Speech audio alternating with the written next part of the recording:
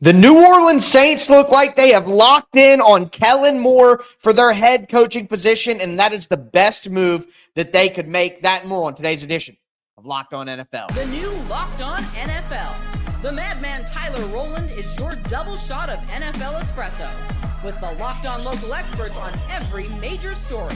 Get ready. Rowland is revving up. The new Locked On NFL starts now. Locked On Podcast Network. Your team every day. Football fans, welcome in to the Locked On NFL podcast, bringing you a double dose of the NFL's biggest stories with help from our local experts that know your favorite teams like no one else. I am your host, the madman, Tyler Rowland, joined today, as I am every Thursday, by Locked On NFL expert Michelle Majuk. On today's episode, we're going to go classic AM radio and complain about the Pro Bowl, but I have some fun suggestions to try to spruce things up a little bit. Also, what is the fate of two veteran quarterbacks, Russell Wilson, Aaron Rodgers? They have new coaches. But speaking of new coaches, we're going to start with the New Orleans Saints, who have been getting roasted over the last week or so with their head coaching position being the only one that's open. But it may be for better reasons than we all realized. Before we dive in, do want to thank you for making Locked On NFL your first listen each and every day, and for being an everydayer here with us at the Locked On Podcast Network, where it is your team every day. Today's episode is brought to you by Prize Picks.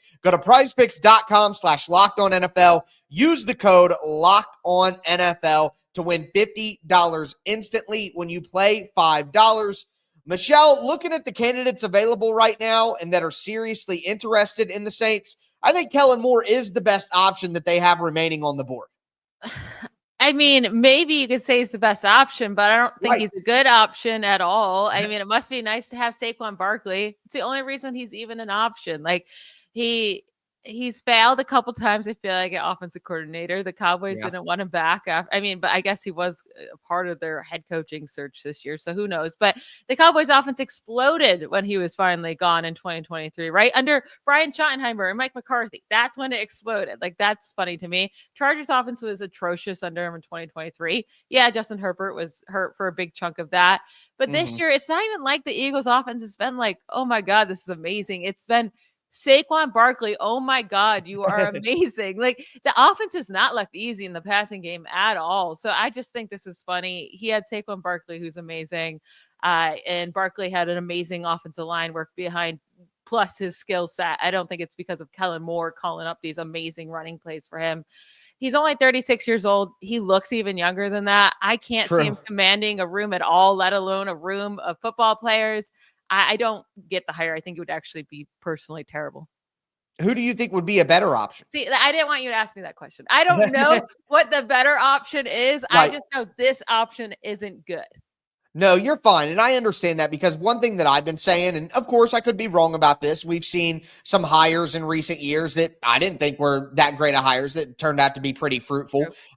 So it could go the other way, but I'm not incredibly inspired by this hiring cycle as a whole. No. I don't think there were a lot of good options out there. Like, Mike Vrabel was like the best or second best option. And I think Mike Vrabel is just a good coach, not a great coach like a lot of people paint him out to be. But I think with the Saints, what makes it even worse is they've been catching so much flack.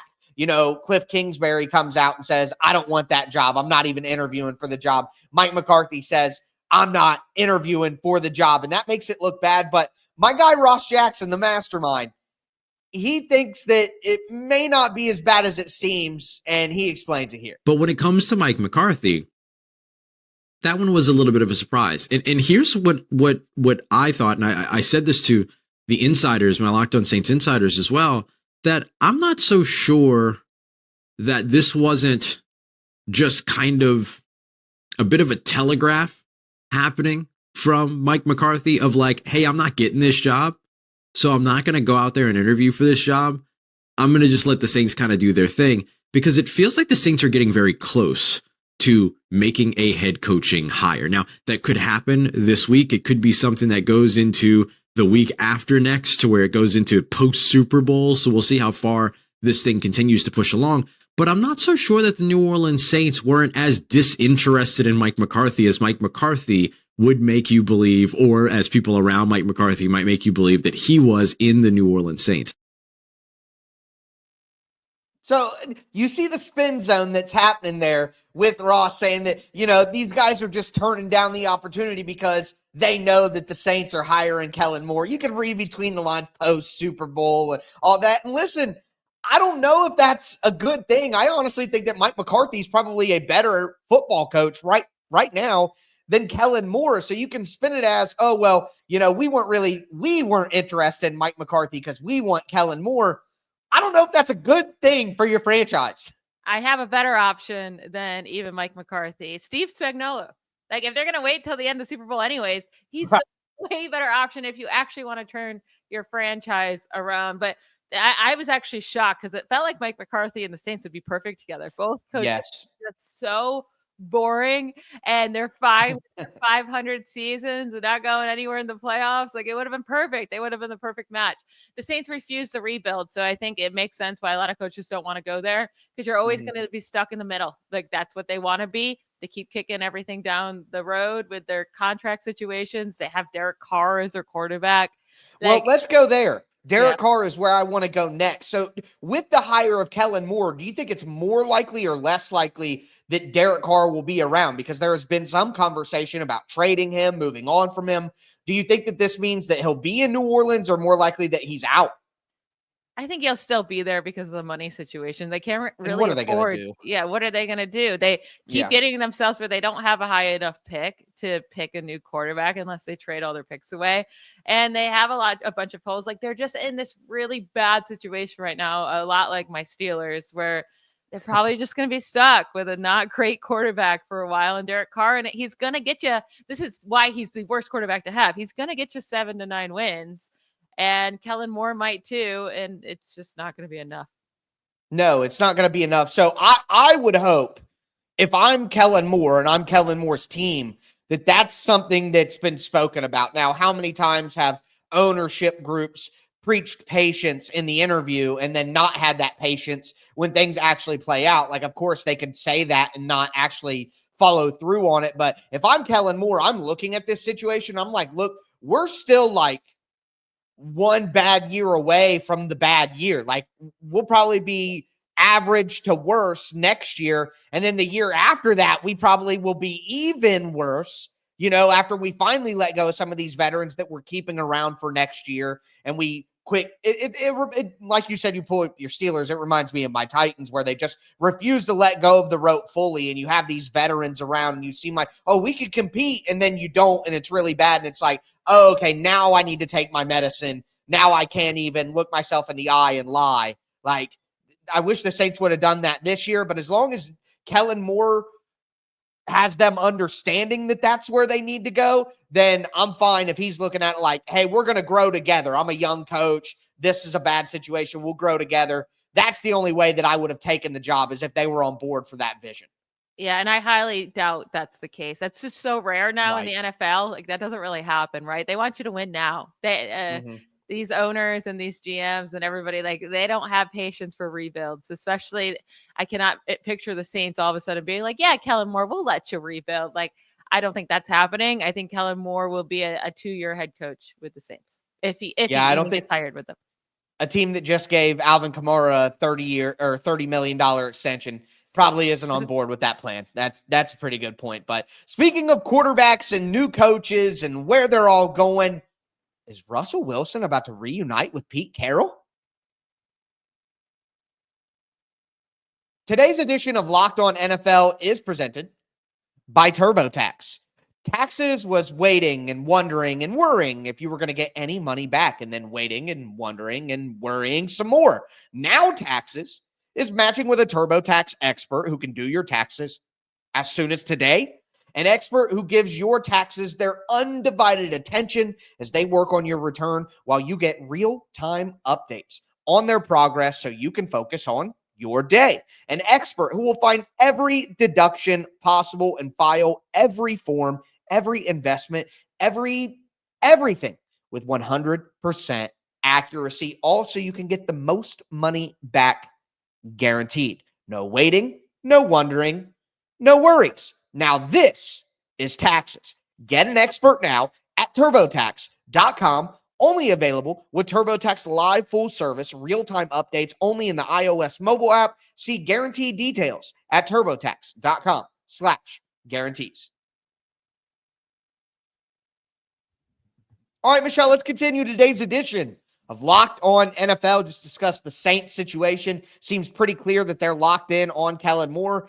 May not be the best thing. And what does it mean? It's not a pretty situation in New Orleans, no matter how you want to slice it. But some other situations look a little rough too, including the Las Vegas Raiders, who, look, they hire Pete Carrol. That was a tough job to sell. So I'm glad that they got somebody who can maybe bring a little bit of stability. But now we're hearing that they might want to get that old thing back because the leader in the clubhouse for offensive coordinator, and shoot, by the time you hear this, he might even be hired, is Darrell Bevell, who is the OC with Pete Carrol in Seattle for a long time. And who was their quarterback?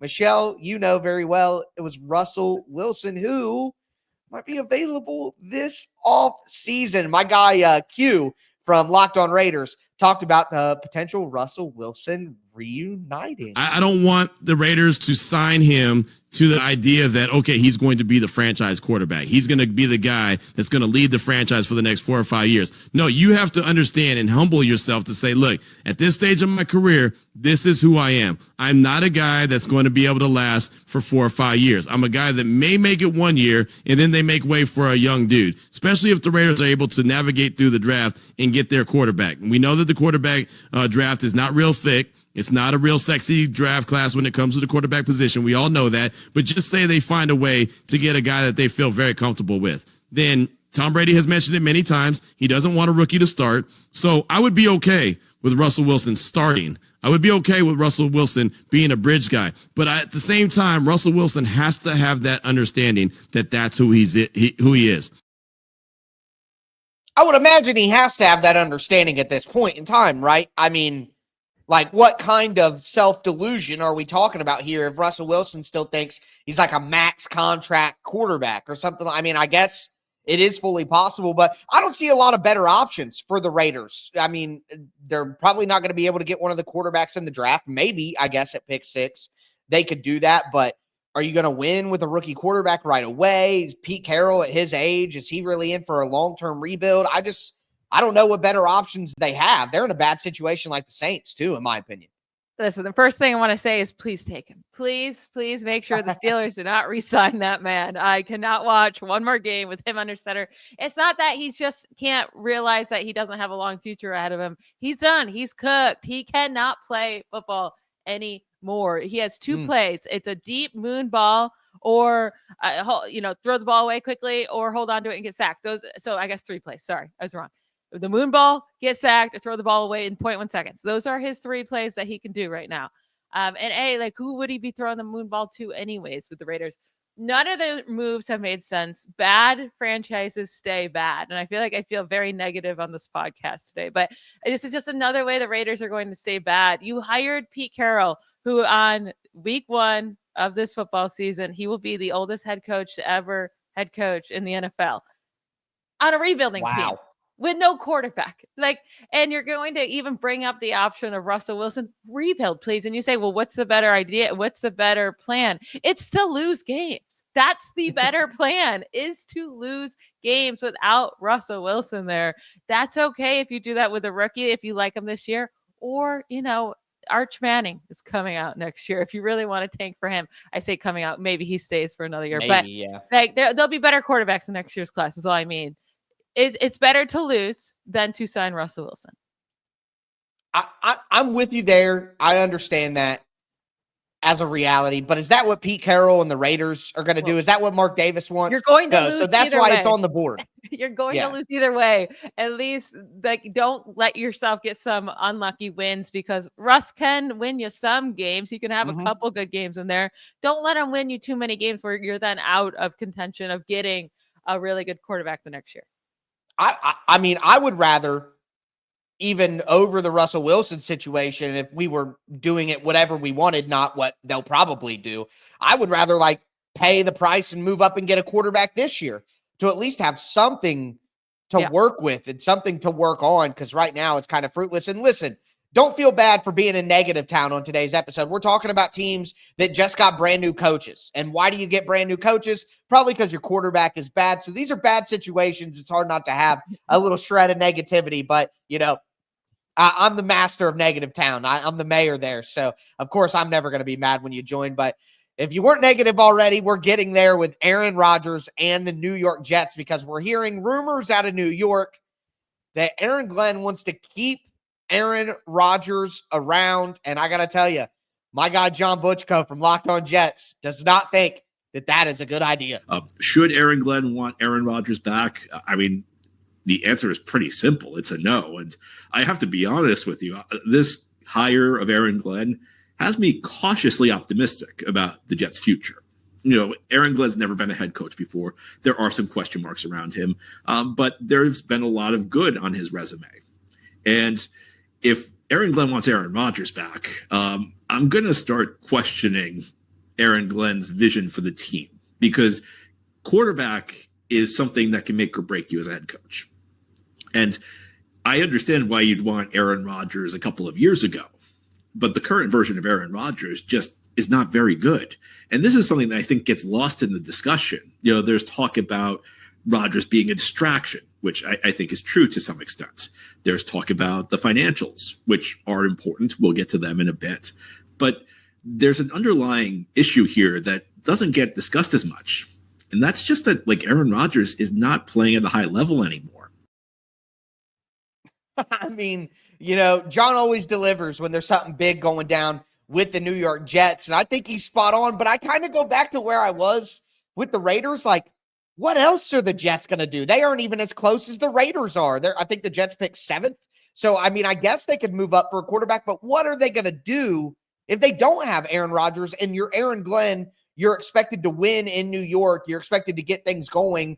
I just don't know what better options they have. I don't know why either side would want to stay. It just was messy. I feel like the media and the fan base in New York are just totally out in Aaron Rodgers. He is a head case. I'm sorry. He is. No matter what you think about politics, I'm not even talking about the political side. He's just a head case with all of it. He's very clearly does drugs. He's very open about it, right? And I think it has messed with his game. And you might say, well, he threw 28 touchdowns this year. 4 of them came in the last week. All right. 4 of them in a Dolphins team that wasn't even trying at all because they're already kicked out of the playoffs. And he averaged 6.7 passing yards per attempt. That's terrible.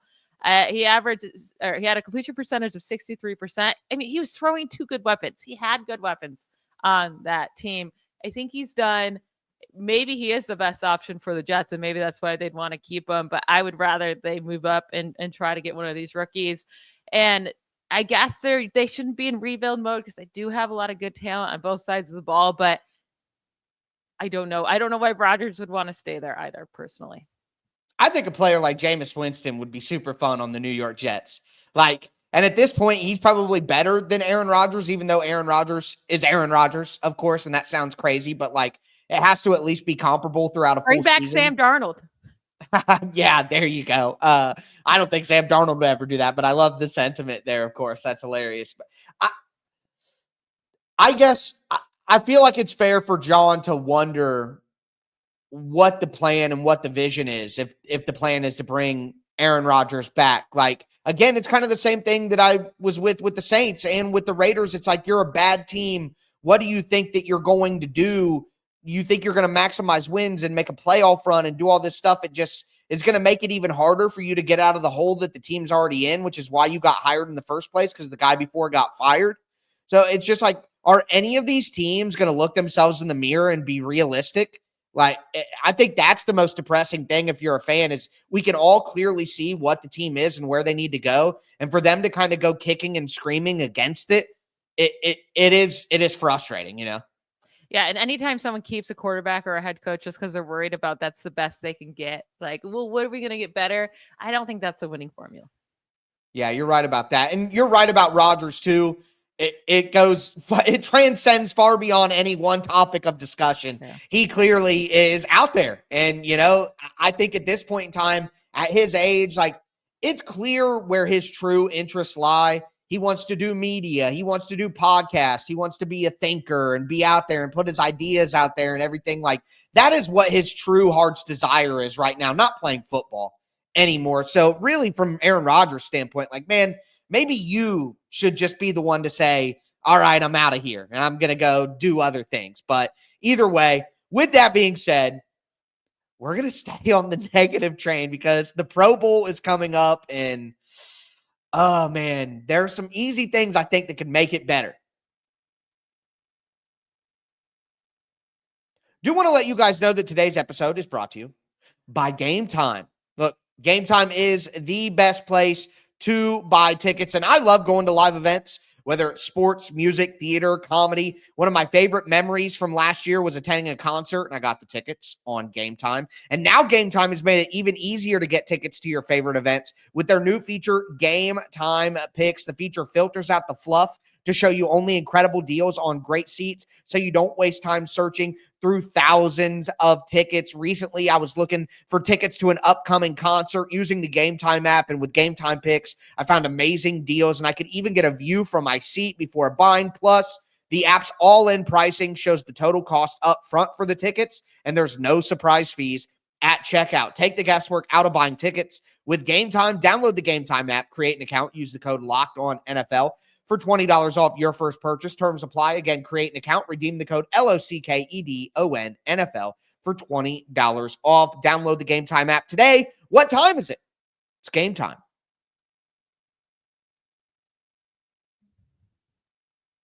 All right, Michelle, let's cap off today's edition of Locked On NFL. Got to talk about the Pro Bowl. I got to talk about it once this week as the Pro Bowl arrives. And Michelle always have such creative solutions and things to say. So I'm hoping that we can think of something here. But first and foremost, there's just two things that I want to point out about the Pro Bowl that I guess have me frustrated. Before I do, thanks again for making Locked On NFL your first listen. Make sure you check out the afternoon edition of Locked On NFL with Tony Wiggins in the barber shop. But Russell Wilson and Drake May are going to the Pro Bowl. And certainly this is not as egregious as like Tyler Huntley a few years ago, which, you know, point is already made. But I just want to be an old man angry at a cloud right now. I care about the history of football. I care about saying a player has, 3 All-Pro selections and 6 Pro Bowls. I think that the status of that and the way that we recollect how good these players are and the history of the league and how it's told, I think that stuff is important. Yes, that's very, boomer of me, even as a millennial. I admit that. But I love that stuff, and it matters so much to me. So when I see Russell Wilson and Drake May getting in, like, I know Bo Nix declined the invitation. He's going to have some sort of procedure and wants to rehab and be ready. I respect all that, but I don't know the proper solution of, do we just not invite anybody? I guess I get that, but it's just disgraceful. And to me, the NFL may think it's doing the right thing by passing on the nominations further down, but really all they're doing is soiling the own history of their game. And it's one thing for me to care about the history of the NFL. You could say that's right, wrong, whatever. But for the NFL to devalue and soil the history of the NFL with these insane additions to the Pro Bowl, like Russell Wilson or Drake May this year, like, I don't know. It just doesn't make any sense for them to kill their own history. It's frustrating to watch it happen.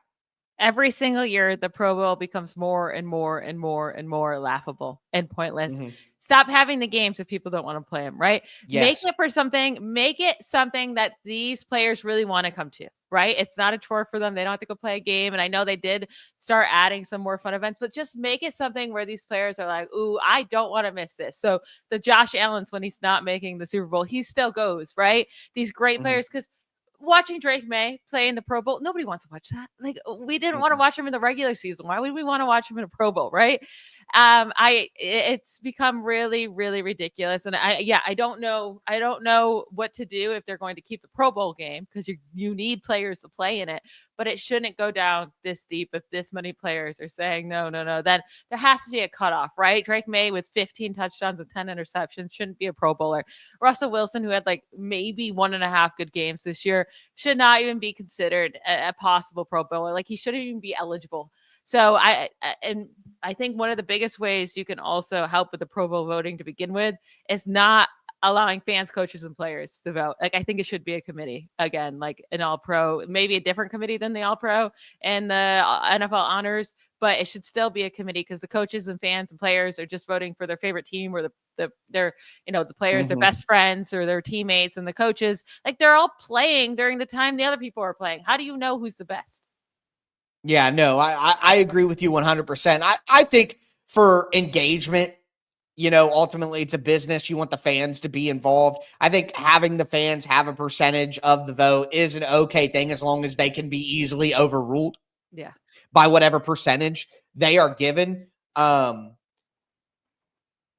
I have two paths. We're here. I have two paths that the NFL needs to take, in my opinion, because one of it is, there's two ways to look at it. One, the honor of being a Pro Bowler and the history of what that means in the NFL, and then the experience the players get when they go. Because I think the easy pushback of don't even play the game anymore would be, well, the players get that experience, and that's something that they, like a lot of players talk about, meeting other guys well, if all of these players are saying no, then the people who deserve that opportunity for that experience aren't even the ones getting it, and you're just giving it away anyway. So do this instead. Have a committee and the fans get their percentage or whatever, blah, blah, blah, vote on the Pro Bowl and just make it an award like NFL MVP or whatever. So we can go back to meaning something rather than getting passed down and hand me down. Just don't make it a game anymore. Just make the Pro Bowl team an award where it's different than All Pro, because the fans and the players are involved. You know what I mean? Like, that's different. Just make it an award and there's no game. And then the NFL stops throwing money away. On the flip side of that, what you could do is you could just give the players who win a vacation. Just award them something, like make it, $100,000 in cash or something like that. And then they get the honor, and that matters again. The players still get something to replace that vacation that they're missing out on, that everybody declines anyway now. Anyway, since it's such a valuable vacation, let them take their vacation and their reward for being a Pro Bowler from the NFL. And then you could make a Netflix TV show out of that, where you follow 5 people who go on their NFL-sponsored vacation and go over their season and stuff like. Or I have another suggestion here. I got a couple. I'm sorry. This is classic AM radio, and I love it. What if, those things on social media where it'll be like, you have $15, make your best lineup. And like, quarterbacks or the best players are worth $5, and then $4, $3, $2, $1. Everybody loves those. We all engage on those. So what if they had a flag football tournament with teams made up like that? Ooh. Where like the quarterback drafts, you get 1 tight end, 2 wide receivers, and a running back. And we had like 4 teams of 6, and they had a tournament in flag football. Like, that would be more fun and bring out more competition than the game itself. So either make the award valuable again by getting rid of the game and actually just giving the honors to people, whether they come or not, and then it matters again, or go the other way and totally change the format and make it like a tournament thing, like what the NBA is trying this year. Yeah. Or even if the game, like AFC versus NFC, and they actually got something if they won, not just money prize, like something like baseball, yeah, like baseball, home team for the Super Bowl. Where it actually matters something. I think the biggest thing is just the voting process. It's just so bad right now. The voting process clearly is not working. It just from the beginning, it's not about the guys not wanting to go. From the beginning, it was already a joke when Zay Flowers made over Brian Thomas Jr.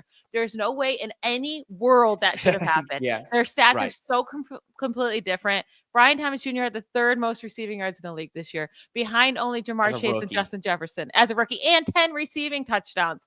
Well, Zay Flowers barely cracked 1,000 receiving yards, and I think had 4 receiving touchdowns in the season. Like, already right there, something's massively wrong with your voting system, right? And that was before anyone declined, and you had all that, and then bad players now being. So there's already something there right from the start with the voting. They need to fix that first and figure out the rest. Yeah, you're 100% right. But anyway, classic AM radio complaints. The Pro Bowl, it sucks. How do we fix it? Had to take the opportunity to dive into the conversation. But with that being said, that is going to do it for us today. Make sure that you get subscribed, stay subscribed. For me, your host, the Madman, Tyler Rowland, my co-host, the Data Queen, Michelle Majuk. Make sure that you get subscribed. Like I said, stay subscribed. It's year-round NFL content. Thanks for tuning in. And as we tell you every episode, stay safe out there. Bye, y'all.